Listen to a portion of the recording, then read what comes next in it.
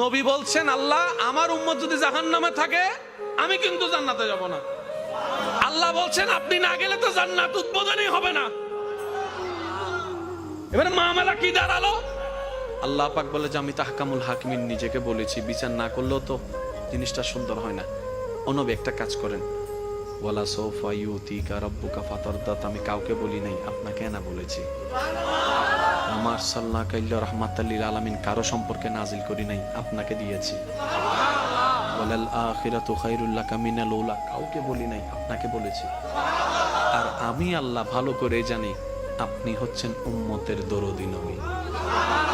আপনি নিজের জন্য কাঁদেন নাই, সন্তানের জন্য কাঁদেন নাই, পরিবারের জন্য কাঁদেন নাই, নাতির জন্য কাঁদেন নাই, যত কেঁদেছেন জীবনে সবকিছু উম্মতের জন্য।